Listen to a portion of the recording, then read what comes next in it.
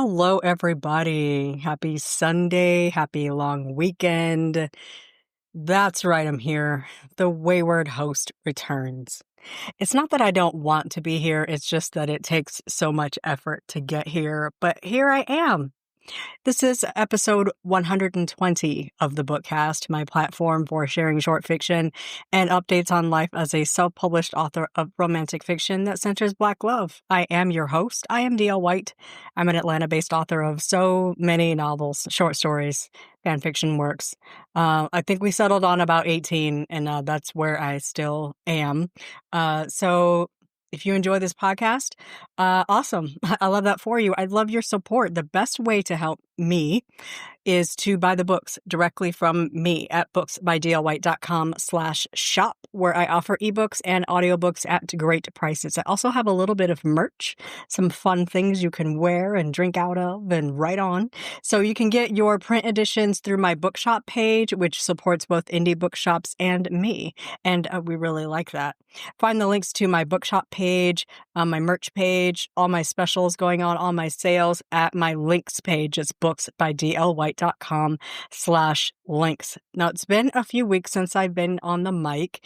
It's a mix of not really having anything new to say, not really wanting to expend the effort to plan an episode and to post it up, to edit it and get it all up. Like, it's not hard. It's just a little bit of time consuming and just being busy with other things. There's a lot going on here in the spring. Things tend to calm down a bit over the summer, especially where work is concerned. So I'm hoping to really get back into a groove of podcasting and reading and writing. But I am here. I'm back to update on books and writing, so let's kick it. Today is Sunday, May 25th, 2025. It is a sunny day in Atlanta, Georgia. I have a mic and I am ready to dig in, but first, it is time for a brief beverage break.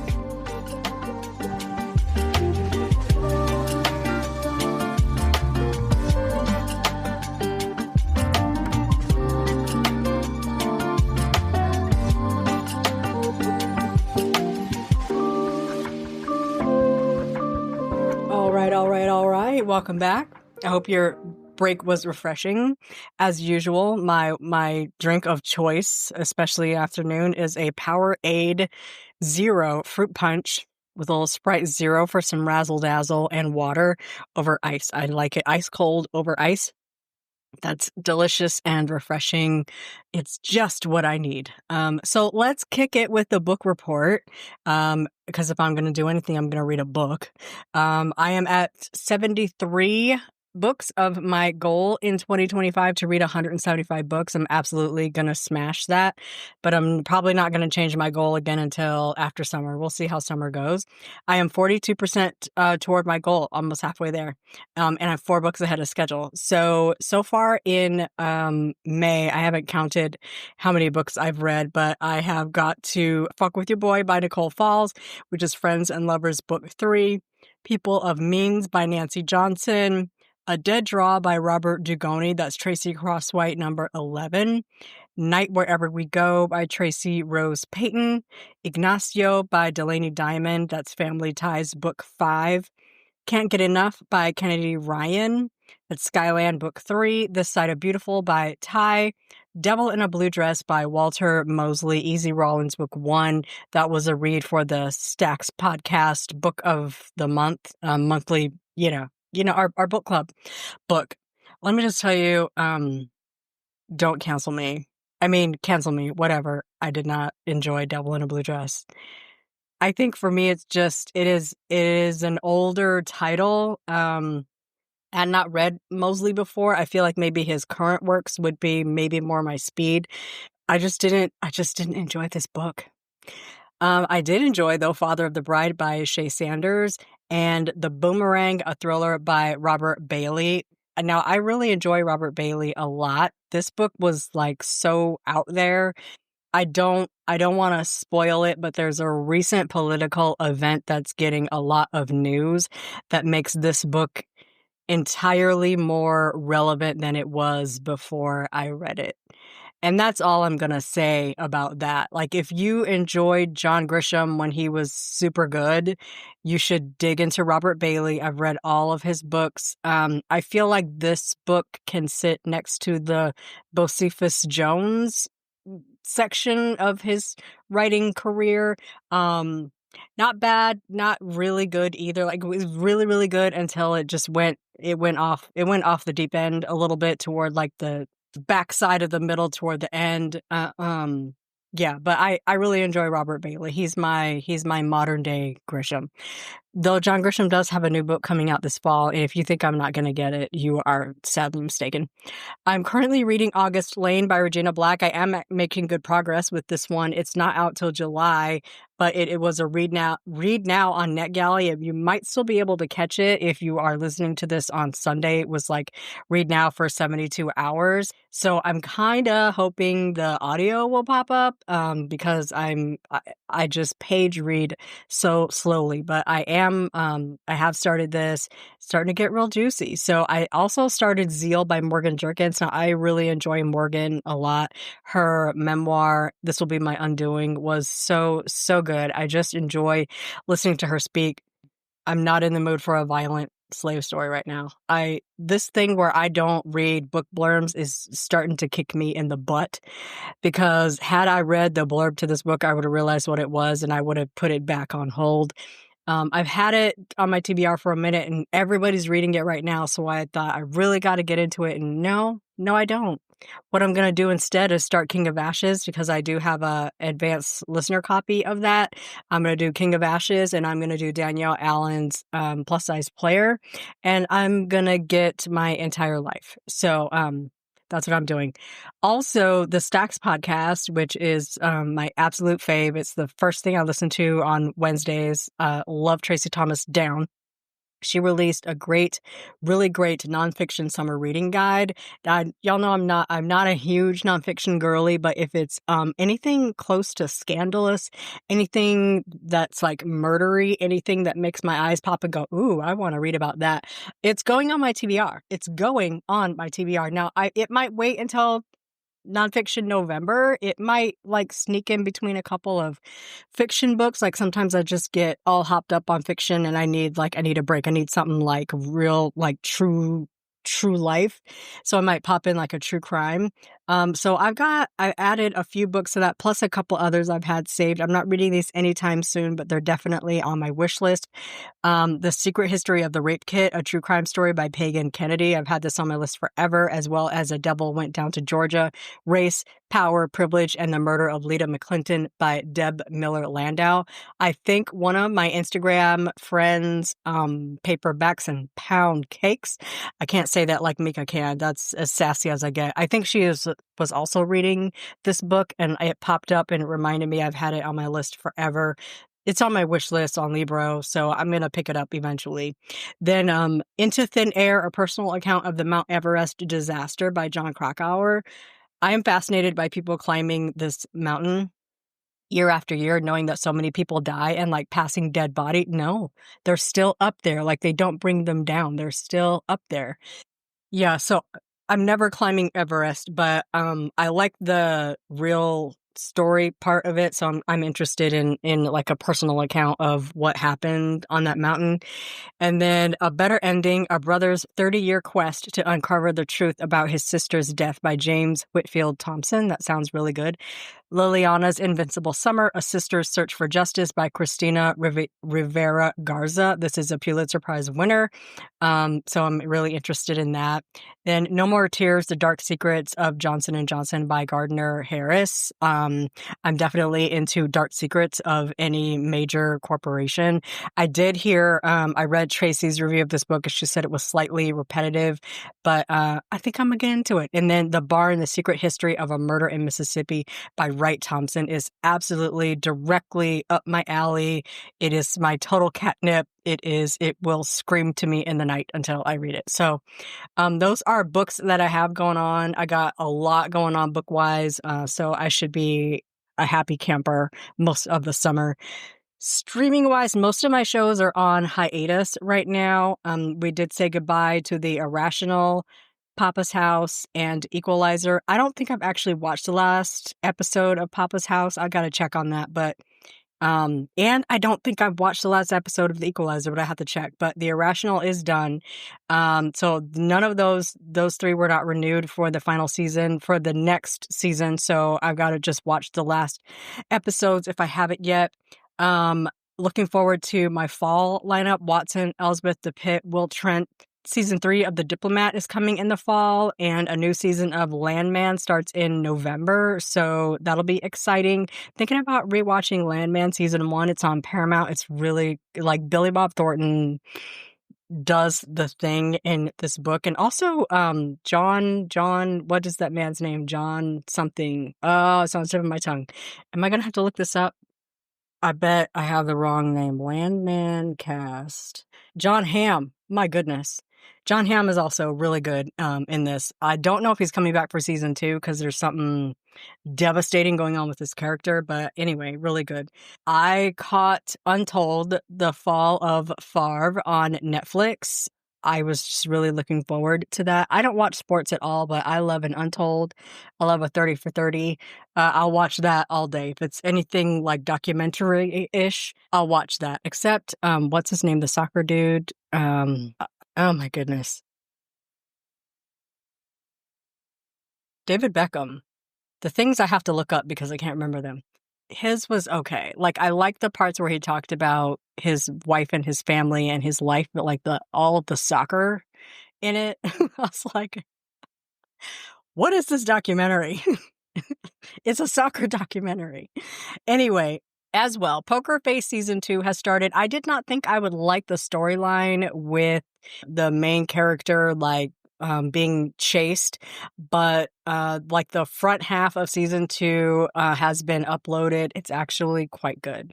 Really, really great guest stars: Cynthia Erivo, Rhea Perlman, Esposito, Giancarlo Esposito, like, so many good guest stars. I just could not stop watching. So I've watched like 4 episodes of season 2, and then the new episodes start airing on Thursdays. I finally have a Thursday show again, which of course I watch when I have time.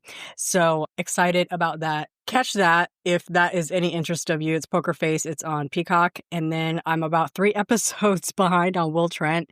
I might catch up tomorrow since we're off. I really enjoy Will Trent, but I just, for some reason, I don't know. I can't catch up. I'm not interested, but I will get caught up. That's also been renewed, I think, for season 4. So I also tried Secret Lives of Mormon Wives, but I did not even last an episode. I'm not a reality show person.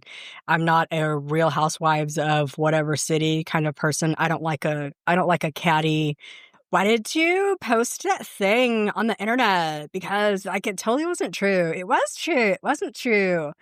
You're so spoiled. Like, God, I can't. I can't do it. I thought it would be more documentary focused. And again, my habit of not like checking into shows before I start watching them is biting me in the butt. But again, I saw people talking about it online, and like Mr. Williams Pre-K on Instagram and TikTok, he's all into it.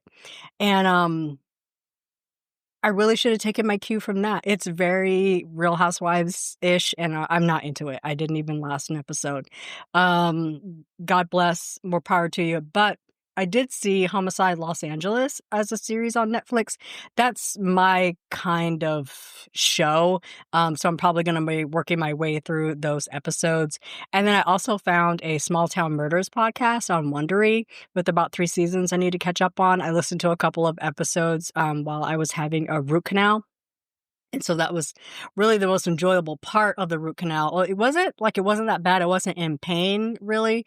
They numb me up real, real good. Like, it's 2025. Nobody should be in pain while they're having any kind of procedures. But I'll tell you, I have a very small mouth, and my mouth does not open very wide. And they put that bite block in to like hold your mouth open, and my jaw was aching so bad I got a headache. And once I get a headache, I will get nauseous. So I was like, that needs to come out, because otherwise I'm gonna spew all the food I haven't eaten all over both of you. that has to come out. And so I waited until major work was done, and I was like, all right, yeah. They were like, your jaw? Oh yeah, the bite block can come out. Yes, it can. So that's my update on all the streaming I have or haven't been watching, plan to watch. Moving on to our writing and publishing update. I haven't really been writing much. I haven't touched any of my current projects. I just have so much else going on that is distracting me. I decided though not to pitch a book at the Bookfest. It's not ready. I thought I could cram a lot of writing and book development into like a month, in which I had 2 offsite meetings and a whole bunch going on personally. I need to remind myself of who I am as a person. Nowhere in my Clifton Strengths does it say I can do that. Nowhere. Why do I not listen to myself? Why do I not listen to Becca Syme? So I'm going to hold off. I might pitch later in the year. Depends on how much I get done over the summer or fall or whatever. Maybe I'll pitch next year. Maybe I will never pitch. Maybe I will never finish the 3-book series because it is definitely not ready. I haven't done much commercial fiction writing because there's just so much happening work-wise. Like I mentioned, I had 2 big events in April, and I have 2 big events coming up in June.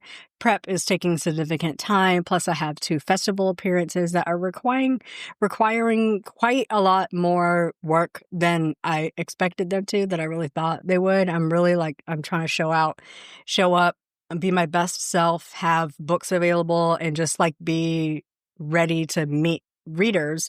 Anyway, also my mom's visiting next month, so I'm prepping for that. Plus I have another big personal life event I can't talk about until she is here. So yeah, it's a lot. And I can't concentrate on book stuff. So I know I am behind on at least 2 books. I have Missing Persons that I wanted to release this summer. I haven't even looked at it. And then Still I Rise is supposed to be out this fall. Haven't finished it. Yeah, no idea. So they'll be out when they're out. Might be some things I got to work through on the podcast. We haven't written a book together on the podcast since last summer when I wrote Elysium. So I feel like it's about time. But let me get through these 2 festivals and my mom's visit, and then I will be able to sit down and concentrate. I did, however, update the fanfic story I've been working on. Music of My Heart has 2 new chapters. I posted those this week. I'm pretty happy with where the story's at. I will not be able to write next weekend, so I posted 2 chapters this week. These chapters cover Zoe's big break, or a big breakthrough moment, and the chaos that follows. Chapter 21 talks about the industry showcase at the Echo Hollywood that her manager set up for her, performing for about 60 handpicked music industry professionals, some bloggers, some not agents, but like record reps and etc. Performance goes really good. Zoe commands the stage with all this confidence she's conjured up that JC has helped pull out of her, JC and Kelly. Multiple labels have expressed interest, including some indie labels. Alec has really stepped up as her manager, and then JC is there to provide really quiet support from the background, letting Zoe have her moment and letting Alec do his job while providing support. The kind of like strong, silent boyfriend type that we kind of imagine to be like his strong suit if he were to mentor. Like we saw him when he was mentoring the girls group.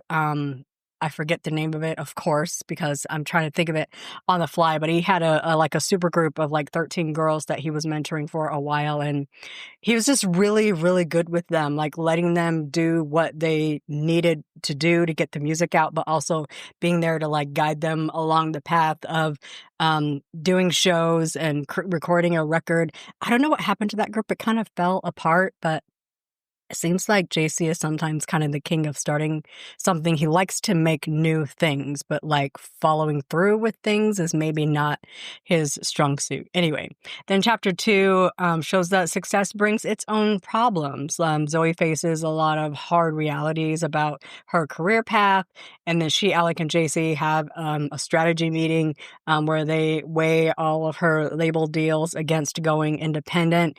And then when Zoe and JC go out in public to have a couple of meetings. She gets recognized in public, leading to a really uncomfortable encounter with some really aggressive fans.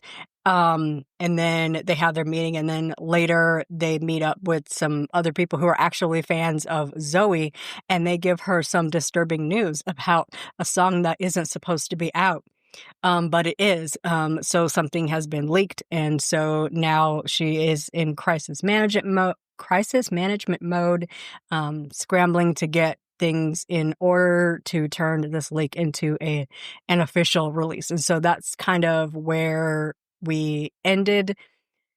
I just need to think about where to go from here. I am not ready for this story to end, but it does need to have some kind of progression. So I got to think about where do we go from here, and and be realistic with the passage of time and how things seem to happen overnight for new artists. And there's a lot of, you have to do this, and you have to do this, and you have to do this, and you have to stay in people's faces. And even in this chapter, Alec, Zoe's manager, tells her, these people online have made you go viral, and they are ready to buy your music, and you have not said a word to them. You've got to get online. You've got to be in front of these people. And she's like, I don't know what to tell these people. I don't know what to say. But you've got to say thank you. Say something. Show them some behind the scenes. Show them who you are. So I'm kind of working through that, but I got to make it interesting, and I got to work in the romance angle with her mentor turned boyfriend, come industry professional, former boy bander, solo artist, producer person, and her professional relationship with her friend who is now her manager. So I did have Kai, who was at the retreat with Zoe. I had her come back, fly in from Nashville for Zoe's showcase, and she's in town to meet with people and try to get into some writing rooms. And so that's a really fun friendship that I've been cultivating. I really like Kai. She just she kind of reminds me of one of my coworkers. She is just like my coworker, I think, is Filipino. I don't know. She's gonna smack me if I'm wrong. I don't remember, but I believe she's Filipino, but she is just the tiniest ball of energy. She's very much a foodie. She is very much a let's go, let's do this, going in, let's roll type of person. So I'm not modeling her after my coworker, but Kai does remind me of her. She's just a person that speaks her mind. She doesn't have a filter. She's very young. She loves anime. I don't know if that's stereotypical at all, but she's a very into anime and K-pop. And to me, she's just very Gen Z. But she's also a really talented songwriter. And so I'm trying to bring some of that out as well and give Zoe some support that isn't someone trying to have sex with her and someone trying to make money off of her. You know what I'm saying? So anyway, that is where Music of My Heart is. I really talked about that way longer than I intended to, but I'm really into the story.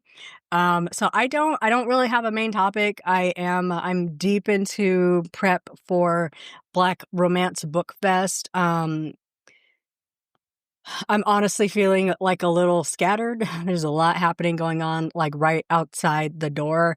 I have these little die cut handled bags that I got to put my pre-orders in, so I can keep them separate and for people to pick up when they come to the book fest. I have to get my pre-orders set. I got my little rolling cart so I can cart all my books into the and I have a dolly as well, so I can cart all my books into the hotel. I got to figure out how I want my table to be set up. So I'm just kind of really just trying to get ready for that. It's going to be a huge event. I think 1,800 people are coming. It's been very well organized. I'm very, very pleased. It's just been sold out since day one. And so it's really frustrating to see people trying to get tickets and not be able to. But they have announced that tickets for 2026 will go on sale June 1st. So you heard it here. Stay woke, be ready, have them debit cards and credit cards ready because there's only one ticket drop. So Anyway, just a heads up for after Black Romance Book Fest and Indie Love. Nothing bores me more than the idea of doing a detailed recap. I won't be doing it. So don't expect a blow by blow. I might do like a brief overview of some highlights, but if you want the full tea and detailed coverage, I will point you towards some other creators who will do an excellent event breakdown. I know the Lit Library podcast is planning to do probably a review of it. And probably Read in Colors will probably do one, but you might not hear it for a bit. But I probably won't do an extensive breakdown. So right now I'm just focused on getting everything ready. I got my books ordered. I have my last 10 books that I ordered, the hardcover for Brunch at Ruby's. I just ordered 10 more because I really only have like 3 on hand. And I want to have those at the table. They're so pretty. They turned out really, really nice. And so I got those coming on Wednesday.